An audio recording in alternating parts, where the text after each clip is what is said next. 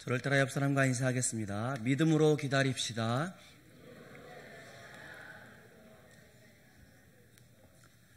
그럼 피겨 여왕이 누굽니까? 김연아, 잘하시네요. 예, 시대의 아이콘이라고 불리는 사람이 스티브 잡스이지 않겠어요? 그들은 타고난 재능과 천재성만으로 그렇게 정상에 오를 수 있을까? 그렇지 않다는 겁니다. 다니엘 레비톤이 말하기를 1만 시간의 법칙을 이야기했습니다. 그러니까 성공한 사람들을 연구해 보니까 그 사람들이 재능만 믿고 그랬던 것이 아니라 한 가지 일을 1만 시간 넘게 매진하여 얻은 결과라고 그렇게 이야기를 합니다. 그러니까 어떤 분야에 있어서 위대한 성공을 거두기 위해서는 1만 시간의 노력이 필요하다라는 겁니다. 예를 들어서 하루에 3시간씩 10년이면 1만 시간이 난다고 해요.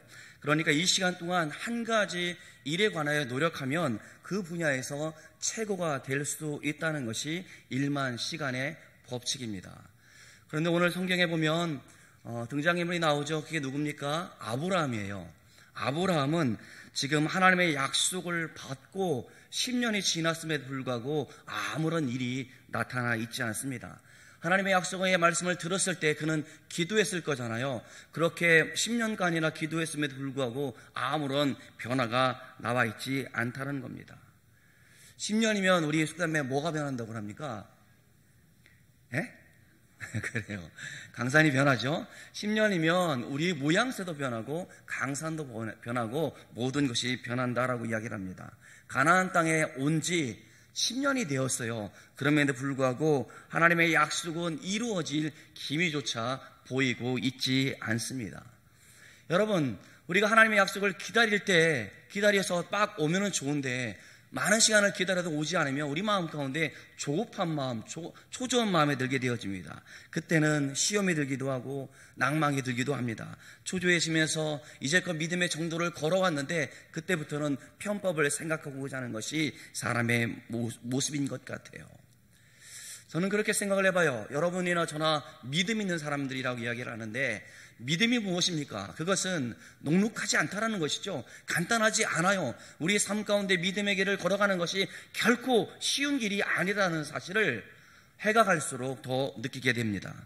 몇 걸음 가다가 끝나는 것도 아니고 100m 달리기처럼 금방 갔다가 끝나는 것도 아니고 어쩌면 마라톤처럼 시간이 지나고 내 몸에 다 세진할 때까지 걷는 마라톤과 같은 것이 우리의 믿음의 길이지 않겠나 생각해 보았습니다. 여러분, 그 여정의 믿음의 길이 쉽습니까? 그렇지 않습니다. 맞닥뜨리는 일들이 너무나 많습니다. 복병도 있습니다. 아무리 기도해도 들리지 않는 터널과 같은 메아리처럼 우리의 삶 가운데 놓여 있을 때가 있다란 말입니다. 그런데 말입니다. 우리가 믿음의 사람이라고 한다면 그러한 일을 만난다 할지라도 결코 포기하지 말고 하나님께서 나와 함께 하신다는 믿음을 가지고 그 어려운 일들을 이겨내는 것, 그것이 믿음의 사람일 겁니다. 그렇다고 한다면 우리가 하나님 앞에 기도할 때 하나님께서는 왜 기도를 금방 들어주지 않으시고 그렇게 기도 응답을 더디어 하시는지 우리가 오늘 말씀을 통해서 생각해 보았으면 좋겠어요. 칼빈은 그의 책 기도로 인해서 말하기를 우리가 필요하는 것을 하나님께서는 다 아시는데 우리로 하여금 오랫동안 기도하게 하는 것은 첫째로 모든 좋은 것이 하나님께로부터 온다는 것을 알게 하기 위함이다 라고 말씀해 주고 있고, 두 번째는 우리에게 하나님만 의뢰하며 살도록 하시기 위함이다 라고 그렇게 말했습니다. 그래서 돌아보면 하나님께서 우리에게 요구하시는 것은 순간의 믿음이 아니라 우리의 삶 가운데 전적으로 하나님만 의지하는 절대 신앙을 요구하시는 것이 하나님이지 않겠나 싶습니다. 그러니까 내 삶의 모든 순간순간마다 하나님을 바라보고 하나님을 소망하면서 하나님을 의지하도록 하시는 분이 누굽니까? 우리 하나님이란 말입니다. 그래서 더딘 기도 응답이 되지 않는 그런 시간 가운데 있을지라도 그렇게 더딜 때 우리는 어떻게 할 것인가에 대해서 말씀을 통해서 봤으면 좋겠어요. 하나님 영적인 메시지 하나는 여러분 조급함보다 느긋함을 가졌으면 좋겠습니다. 느긋함을 갖는다는 것은 성격이 유해서 이래도 좋고 저래도 좋고 그런 것이 아닙니다. 오늘 말씀 창세기 15장 4절을 같이 보기를 원합니다. 창세기 15장 4절 시작. 여호와의 말씀이 그에게 임하여 이르시되 그 사람이 내 송자가 아니라 내 몸에서 날짜가 내 상속자가 되리라 하시고, 지금 아브라함을 통해서 자신의 몸에서 대를 이을 적자를 주실 것을 누가 말씀하셨어요? 누가요? 하나님께서 말씀하셨죠. 그렇죠? 하나님께서 적자를 주실 것이라는 말씀을 받았습니다. 그럼에도 불구하고 아브라함은 그 말씀, 사례도 마찬가지입니다만은 참지 못하고 지금 인간적인 편법을 사용하고자 하고 있는 겁니다. 초조한 나머지 지금 인간적인 방법을 동원하고 있는 모습이 그려져 있어요. 여러분, 그러니까 우리가 하나님의 뜻 가운데 순종하지 않고 기다리지 않으면 우리 가운데 있는 것이 바로 무엇이냐면 세상적인 방법이에요. 내가 하고 싶은 것을 한단 말입니다. 그래서 하나님의 뜻을 왜곡시키는 잘못된 길로 갈 수 있음을 오늘 본문을 통해서 볼 수 있습니다. 여러분, 하나님의 일은 불완전한 것이 하나도 없습니다. 모든 일이 다 완전합니다. 그런데 그 완전함 가운데 우리가 어떻게 하느냐? 하나님께서는 완전하신 하나님이기에 우리에게 가장 좋은 것을 가장 필요한 시간 가운데 주신다라는 그런 믿음이 있어야 할 겁니다. 그러니까 하나님께서 내게 가장 좋은 것을 가장 필요한 시간에 주실 것을 믿고 기다리는 것이 우리들의 모습이어야 합니다. 끝끝내 인내하고 끝까지 기다려야 된다는 것이죠. 그래서 어쩌면 믿음은 마라톤이고 믿음은 기다림의 연속이라 할 수 있는 겁니다. 바울 서신에서는 사람들이 마지막 때가 되면 더욱더 조급해진다라고 말씀해 주고 있어요. 그러니 하나님의 뜻을 기다리지 못하고 조금만 더 기다리면 마지막 때가 이를 텐데 기다리지 못하고 많은 사람들이 조급해진다라고 말하고 있는 겁니다. 여러분, 우리 아시죠? 제가 성격이 급한 거 여러분들 잘 아시죠? 네, 말씀하고 계십니다. 여러분, 저만 급합니까? 여러분들도 굉장히 급합니다. 그래서 세계 사람들이 다 알아주고 있어요. 빨리빨리. 예, 우리가 어딜 여행을 가든지 우리나라 사람이라고 생각되어지면 자기들이 아는 말은 그거밖에 없어요. 안녕하세요도 아닙니다. 그냥 지나가는 말로 빨리빨리 당신 한국 사람이지 난 한국말 알아, 이렇게 말한단 말입니다. 불란서 식당에서 음식을 독촉하는 사람은 한국 사람이라고 합니다. 일본 사람들은 식사가 주문을 해놓고 이것저것 구경하다가 식사를 하게 되어지고, 미국 사람들은 상대방과 대화를 하면서 기다리고 있고, 프랑스 사람들은 유머를 즐기고, 심지어 중국 사람들도 기다린다고 하죠. 그런데 우리는 어떻습니까? 10분만 지나가면 빨리 주세요 라고 독촉하는 것이 우리죠. 여러분, 인정합니까? 그러니까 저보고 성격 급하다고 말하면 돼야 안 돼요? 똑같아요, 여러분들하고 저하고. 여러분, 신호등이 있죠. 신호등이 있으면 요즘은 너무 친절하게 몇 초 남았는지 가르쳐주고 있지 않습니까? 그런데 신호등에 불이 들어오면 어떻게 돼요? 아주 100m 전부터 어떻게 됩니까? 뛰죠. 얼마나 잘 뛰는지 칼루이스 저리 가라예요. 그런데 신호등에 딱 들어가면 빨리 가야 될 거 아닙니까? 근데 가다가 불이 들어올 정도로 느긋하게 걸어가는 것이 우리들의 모습인 것 같습니다. 그만큼 우리 습성은 조급한 것 같아요. 저도 그렇지 않으려고 매번 노력을 해요. 쓰고 읽고, 오늘 여기다 표시해놨어요. 여기 천천히 라고 써놨어요. 그런데 지금도 빨라지고 있습니다. 제 성격이라니 그렇게 생각을 합니다. 여러분, 그런데요, 신앙생활은 그러면 안 돼요. 신앙생활은 절대로 조급해서는 안 된다라는 말입니다. 다른 건 몰라도 우리의 신앙에 있어서 속전속결로 이루어지는 것이 있지 않다라는 말입니다. 제가 가만히 보면 물론 특별한 경우에 하나님께서 갑자기 일하시는 경우도 있습니다만은, 하나님께서 성경을 통해서 우리에게 보여주시는 것은 점진적으로 하나님의 사람들을 훈련시켜서 그들로 하여금 하나님의 일을 하게 하신다는 겁니다. 여러분, 신앙의 성령도 마찬가지예요. 기도의 응답도 그렇습니다. 성령께서 우리를 인도하심도 마찬가지로 하나님께서 일하시는 것은 더디 되는 것이 아니라 완벽하게 좋은 것을 주시기 위해서 그렇게 일하고 계시다라는 말입니다. 성경의 인물들 한 사람을 보면 하나님께서 갑자기 짠 하고 불러서 탁 하고 이렇게 일을 시키는 법이 없습니다. 여러분, 모세를 잘 알고 있죠. 그는 성경에 나오는 인물들 가운데 가장 최고위층의 학문을 배웠던 사람이고, 자로서 왕족의 학문을 배울 수 있는 얼마나 많은, 당시에 강대국이었던 애굽에서 배울 수 있는 얼마나 많은 것을 배웠겠습니까? 그럼에도 불구하고 하나님께서 이스라엘 백성들을 위해서 쓰시고자 할 때 나는 못합니다, 말이 둔합니다, 그렇게 말했던 사람이 모세였습니다. 하나님께서는 그를 설득하고 야, 형 아론을 붙여줄게 설득하고 설득하시면서 그가 말씀에 순종하여 그렇게 했던 것을 우리는 잘 알고 있었습니다. 무려 광야에서 40년 동안이나 그렇게 양을 돌보는 일들 가운데 그렇게 단련이 되어졌다는 것이죠. 요셉도 마찬가지입니다. 13년 동안이나 다윗도 12년 동안이나 그렇게 훈련되어진 다음에 하나님께서 그를 통해서 일하고 계셨다는 사실을 우리는 성경을 통해서 볼 수 있습니다. 그러기에 하나님께서는 어떤 일을 하실 때 대충 하는 법이 없어요. 그러니까 완벽하게 준비하여 그 사람이 잘할 수 있도록 기다려 주셨고, 그로 하여금 그런 모든 일을 철저히 준비하여 하시도록 하셨던 분이 누굽니까? 하나님입니다. 이게 하나님께서 성경에서 일을 하셨던 패턴이란 말입니다. 그러기에 우리가 믿음을 가져서 내가 신앙생활 했으니 하나님께서 나에게 큰 복을 주실 거라고 조급하게 말하지 말고 좀 더 차분하게 하나님이 나에게 주시는 평강 가운데 기다리는 그런 복이 여러분 가운데 있었으면 좋겠어요. 여러분, 많은 병들이 있습니다만 조급병에 대해서 신학자가 말하기를, 리차드 포스터의 기도라는 책에 이렇게 말해주고 있어요.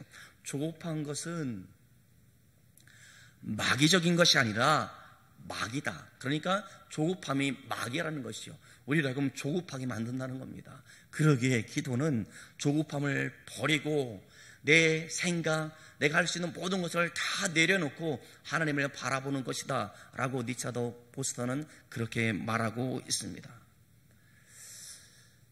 결혼에 대한 영국 속담이 있습니다. 속담에 뭐라고 말하고 있냐면, 결혼은 인내하는 것이다 라고 말씀해 주고 있어요. 결혼해서 3주 동안은 불탄다고 합니다. 불타요. 예, 여러분 다 거기 방화범들이에요. 그죠? 그 다음에 3개월 동안은 뜨겁게 사랑을 하고 3년 동안에 어떻게 됩니까? 여러분 경험으로 말씀해 보십시오. 3년 동안 누가 주도권을 가져야 될지, 치약은 왜 이렇게 싸는지, 뭐 했습니까, 여러분? 다투죠. 3년 동안 그렇게 다툰다. 그리고 30년 동안 어떻게 한다? 인내하는 것이 결혼이다라고 영국 속담에 그렇게 말해주고 있습니다. 그러게 오늘 아브라함과 사라의 모습은 하나님의 약속이 지연되어지자 극도로 초조해져서 인간적인 방법, 편법을 사용해서 지금 아내는 사라의 자신은 나이가 많이 들었고 생산할 능력이 없기 때문에 한 가지 제안을 합니다. 어떤 제안이었습니까? 하나님이 자녀를 주시겠다라고는 했지만 나를 통해서는 불가능하니 내 여종, 종, 그 종이 여러분 단순한 하인이 아닙니다. 그 종은 애굽의 궁전에서 일했던 궁녀 있습니다. 그것을 애굽 바로 왕이 선물로 주었던 그 여인 아니겠습니까? 그 사레가 하갈에게서 아이를 생산하십시오 라고 그렇게 남편에게 이야기합니다. 한규희 집사님, 만약에 집사님이 아브라함입니다, 아내가 그렇게 얘기를 했습니다. 그럼 어떻게 할 거예요? 내가 알기로는 우리 집사님은 아내를 끔찍이 사랑하기 때문에 그건 아니지, 우리 좀 더 기다려보자, 그렇게 이야기할 것 같아요. 그죠? 예, 그런데 여러분, 자꾸만 이런 얘기를 하니까 마침내 어떤 일이 벌어지겠습니까? 아브라함이 흔들렸습니다. 그래서 하갈을 취해서 아이를 임신하게 됩니다. 2절 하반절에 16장 2절 하반절에 보면 뭐라고 말씀해 주고 있습니까? 아브라함이 누구의 말을 들었더라? 하나님의 말을 들었더라. 누구의 말? 사레의 말을 들었다는 것이죠. 조급하지 않으면 하나님의 말씀이 우리 마음 가운데 떠나게 됩니다. 조급하기 때문에 사람의 방법, 세상의 방법을 취하게 되어지는 것이죠. 그래서 사람의 말 가운데 따르게 되어져 있다는 겁니다. 그러기에 하나님의 약속의 말씀을 붙잡지 못하고 그렇게 실수하게 됩니다. 여러분, 상황이 힘들면 힘들수록 세상의 말이 왜 이렇게 달콤하게 들립니까? 저만의 경험입니까? 귀가 얇아도 그렇게 얇을 수가 없어요. 야, 이렇게 하면 돼 라는 말 가운데 우리가 믿음을 저버리고 그렇게 쏠려가는 것이 우리들의 모습이지 않습니까? 그것이 신앙적으로 맞든지 안 맞든지 솔깃해서 따라가고자 하는 것이 우리들의 모습이란 말입니다. 여러분, 그래서 우리는 편법을 사용하게 되어지고 그것이 잘못되었다는 생각을 하지 않고 신경 쓰지 않고 그렇게 살아간단 말입니다. 우리만의 모습이 아니에요. 사울 왕을 보십시오. 그는 제사장만 할 수 있는 제사 침례를 사무엘이 오지 않기 때문에 자기가 직접 그 일을 하게 되어져서 하나님께서 그를 버렸던 절대적인 원인이 되었지 않습니까? 사실 지금 아브라함의 이런 편법은 뭐라고 말할 수가 없어요. 한규희 집사님 그렇게 말 못해도 괜찮아요. 그 당시에 있는 모든 사람들이 이러한 방법을 통해서 후사를 이었기 때문에 그것은 세상적으로는 잘못되었다라고 말하면 안 됩니다. 그런데 누굽니까? 아브라함이잖아요. 하나님께서 그에게 약속해 주었지 않습니까? 약속을 받았던 사람이라고 한다면 그 약속을 끝끝내 기다려야 되지 않겠습니까? 그렇지 않고 세상의 방법을 취하고 있는 그것이 잘못되어졌다라는 말입니다. 당장 세상적인 방법을 통해서 후사를 이룰 수 있는 목적을 이룰 수 있습니다만은 그게 정당하지 않다라는 말입니다. 자식을 얻긴 얻었었는데 행복하지 않아요. 왜 그런지 압니까? 여러분, 심는 대로 거둔다는 법칙은 여기에도 똑같아져요. 지금 가정의 평화가 깨지게 되어졌습니다. 왠지 압니까? 지금 여종이 하갈이 임신하게 되어지니 하갈이 교만한 마음을 품게 되어져요. 자기가 안주인처럼 생각을 해서 사례를 이렇게 무시하는 경향이 있어서 그랬더니 사례는 가만히 있습니까? 그렇지 않잖아요. 그를 학대했다라고. 얼마나 그냥 이렇게 미워한 마음도 아닙니다. 학대했으니 폭력도 있었을 것이고 굶겼을 것이고 얼마나 많은 잘못을 했으면 학대했겠나 싶습니다. 그러네 매일 울면서 내가 이 아이를 임신해서 당신 부인이 나를 이렇게 구박한다. 차라리 내가 치워야겠어. 이렇게 아브라함을 협박하지 않겠습니까? 그러니 사레와 하갈의 그러한 모습들 가운데 매일매일 제 생각에는 지옥이었을 것 같아요. 얼마나 힘들었겠나 싶습니다. 그만큼 가정 평화가 깨지고 있습니다. 두 번째, 여러분 보십시오. 이스마엘이라는 아이도 민족을 이루게 되어지고 이삭도 민족을 이루게 되어지는데 이스라엘과 지금 이스마엘의 후손이 성경에 보면 계속 싸웁니다. 전쟁을 하게 되어집니다. 그러니 한 사람의 잘못으로 인해서 지금 민족과 민족이 전쟁을 하게 되어졌다는 말입니다. 지금도 여러분 보세요. 가끔 보면 팔레스틴 나오잖아요. 팔레스틴에 저는 그 나라가 뭐 그래요. 이스라엘 갔는데 도로가 있어요. 차가 들어가는 도로가 있는데 차가 못 들어가도록 바위가 얼마나 큰 바위인지 몰라요. 큰 바위가 이렇게 겹겹이 쌓여져 있는 거예요. 아니 왜 못 가냐고 했더니 이 땅은 원래는 이스라엘 땅이었는데 팔레스틴 자치 기구가 되어져 가지고 그 나라 땅이어서 완전히 단절시켰다라고 이야기를 하고 있습니다. 예루살렘은 어떤지 압니까? 6m 벽을 세웠어요. 그것도 있는 벽도 부족해서 더 많이 확장해서 벽을 세워서 지금 팔레스틴 자치정부를 괴롭히고 있습니다. 그 원인이 어디 있습니까? 이스마엘의 후손, 지금 이삭의 후손들이지 않습니까? 이렇게 지금 다투고 있어요. 분쟁이 지금도 계속 이어져 있지 않습니까? 근데 더 심각한 게 뭔지 압니까? 여러분, 86세에 지금 이스마엘을 낳았어요. 후처를 통해서 낳았는데 99세 되기까지 13년 동안이나 하나님께서는 아브라함에게 말씀하지 않으셔요. 이게 무슨 말인지 압니까? 하나님께서는 침묵하고 있다는 말입니다. 아브라함을 위로하거나 약 좀만 기다려, 좀만 기다리면 돼. 다 됐어, 다 왔어, 좀만 기다리면 돼. 이렇게 말하는 것이 아니라 침묵하고 있다는 겁니다.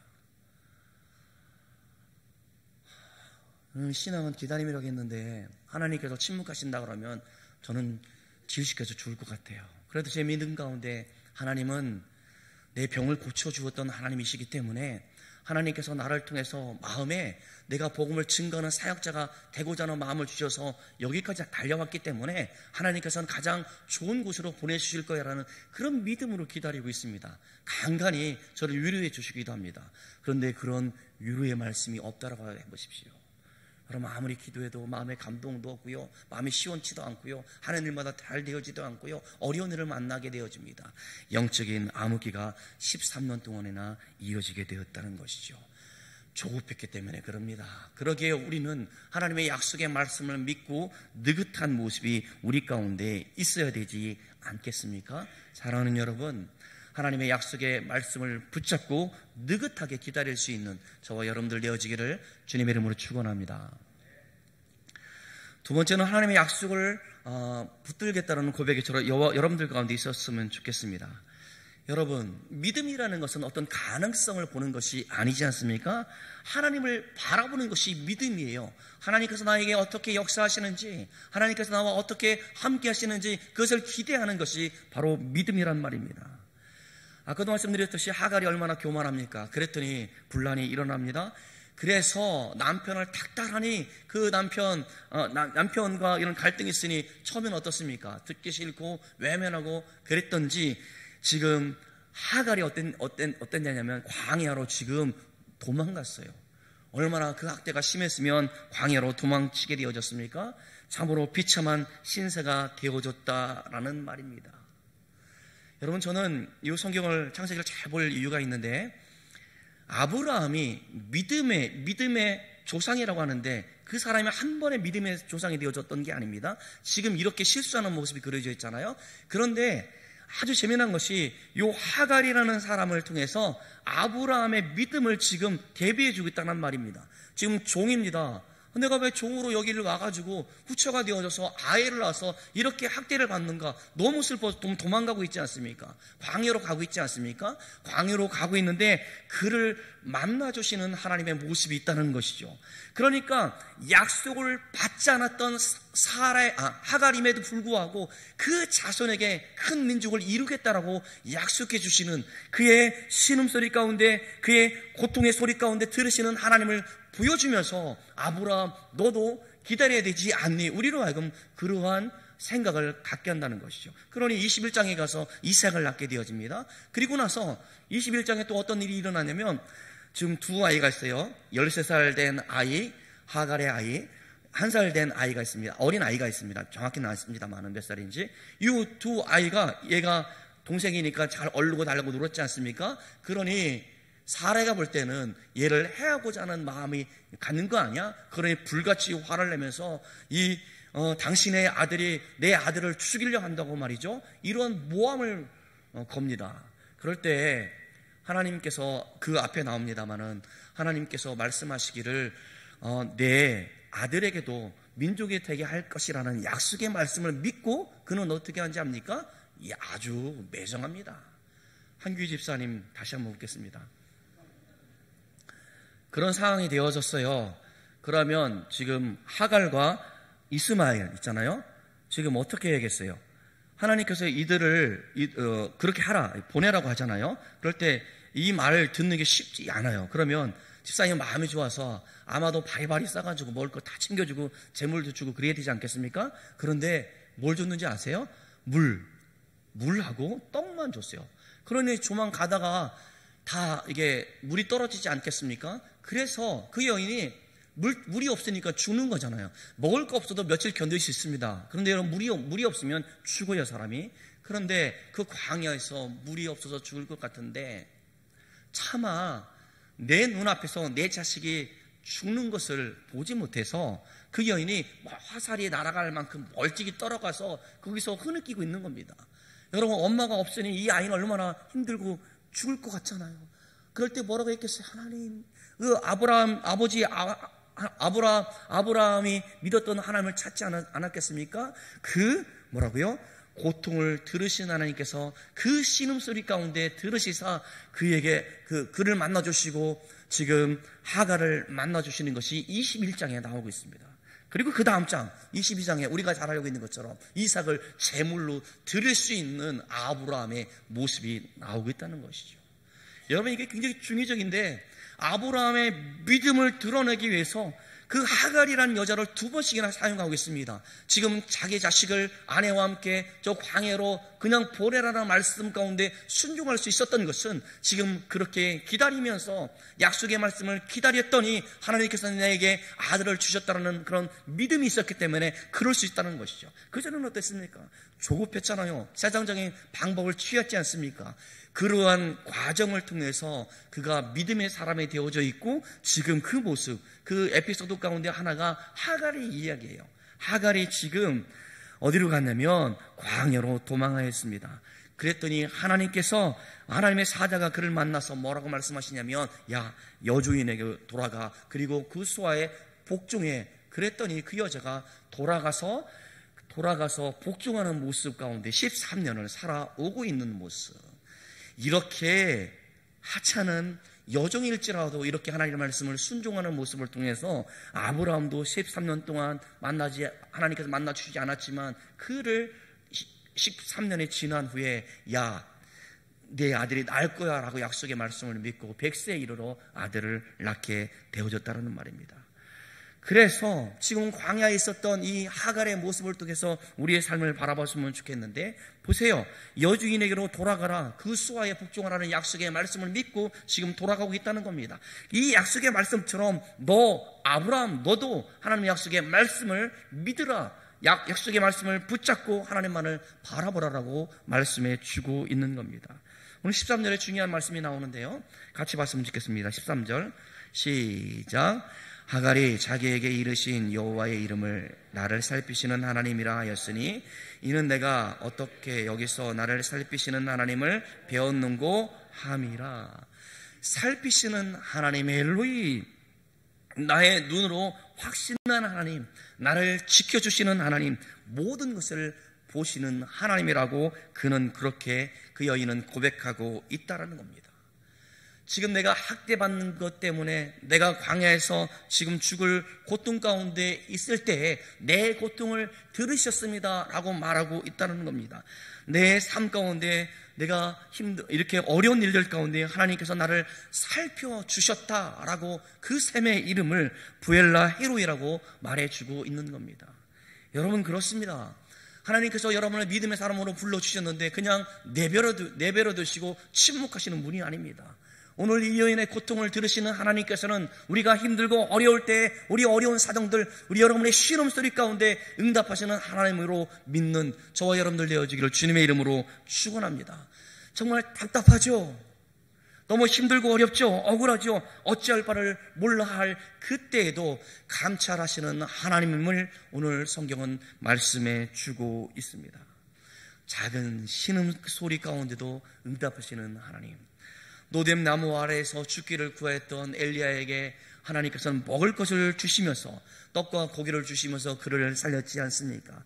사자굴에 떨어져 있었던 다니엘을 하나님께서는 그를 기억하시고 맹수의 입이 벌려지지 않도록 배가 충만하게 그 전날 밤에 만드셨던 분이 누굽니까? 하나님이었다는 말입니다.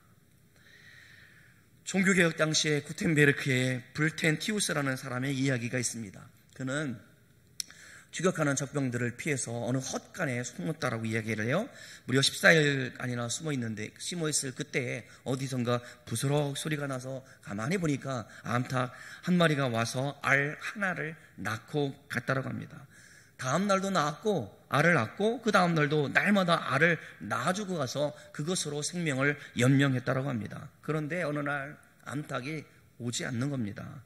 그래서 그는 생각하기를, 하나님께서 이제 나에게 길을 열어주시나 보다 라는 생각을 갖고 집더미를 열고 나와봤더니 그 적병들이 다 물러갔다라고 그렇게 이야기하면서 감찰하시는 하나님을 내가 체험했습니다 라고 그는 그렇게 간증했다라고 합니다. 사랑하는 성도 여러분, 하나님은 우리의 실패 가운데 외면하시는 분이 아닙니다. 하나님은 우리가 광야길 가운데 있는 고통의 시간일지라도 우리를 그냥 내버려 두시는 분이 아닙니다. 하갈에게 나타내 주었던 그 하나님께서 여러분의 삶 가운데 나타난다는 사실을 여러분 꼭 믿음으로 고백하길 바랍니다. 그것이 죽음이 도사리고 있는 질병의 문제일지라도, 여러분의 질병의 캄캄한 터널과 같은 그런 상황일지라도 터널은 끝이 있는 것처럼 하나님께서 우리를 찾아와 위로해 주신다라는 그런 믿음의 고백이 저와 여러분들 가운데 있기를 간절히 축원합니다. 오늘 보세요. 이스마엘도 사랑하신다는 것이 하나님의 말씀이지 않습니까? 이 말은 바로 뭡니까? 중동 이스라엘과 가까이 있는 나라도 아닙니다. 우리나라는 가장 멀리 떨어져 있는 나라예요. 이스마엘 또 사랑하시는 하나님께서는 이방인이었던 우리도 사랑해 주어서 주의 복음의 말씀을 듣고 감동을 받아 예수님을 나의 주라고 고백하는 사람들이 여러분이지 않습니까? 그러기에 여러분을 하나님께서 사랑하고 있다는 사실을 믿음으로 고백할 수 있기를 주님의 이름으로 축원합니다. 여러분, 우리가 상황을 보면 절망하지 않을 수 없어요. 시편 27편 10절에 이렇게 말하고 있습니다.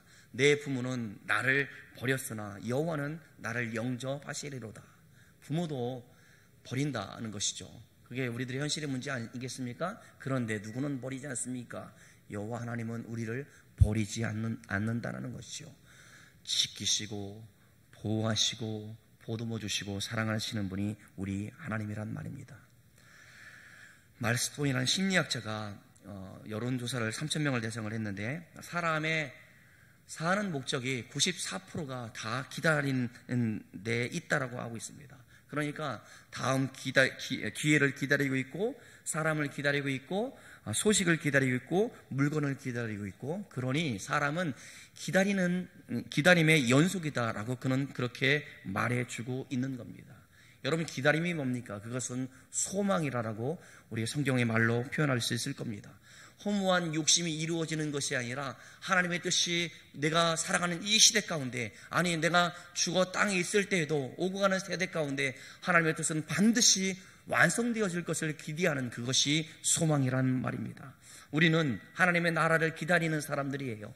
우리는 하나님의 약속을 기다리는 사람들이에요. 우리는 우리 주 예수 그리스도께서 이 땅에 다시 오실 것을 기다리는 사람들이란 말입니다. 우리의 삶은 기다림의 연속입니다. 그러게 우리는 기다릴 때 느긋하게 약속의 말씀을 붙잡고 기다려야 할 겁니다.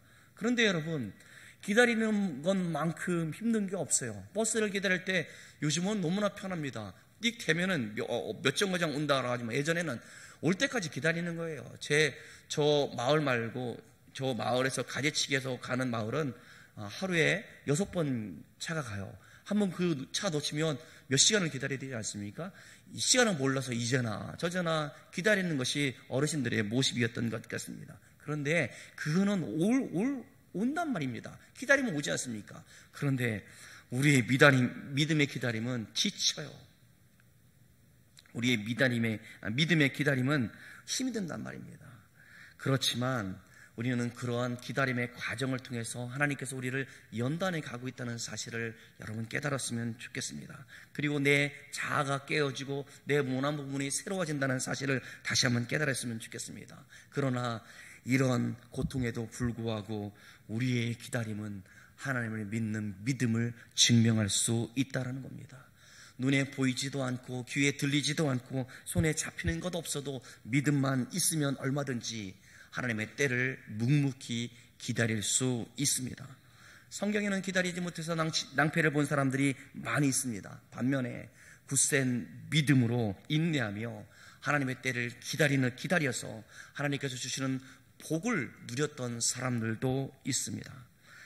시편 40편 1절 같이 읽어보도록 하겠습니다. 시작. 내가 여호와를 기다렸더니 귀를 기울이사 나의 부르짖음을 들으셨도다.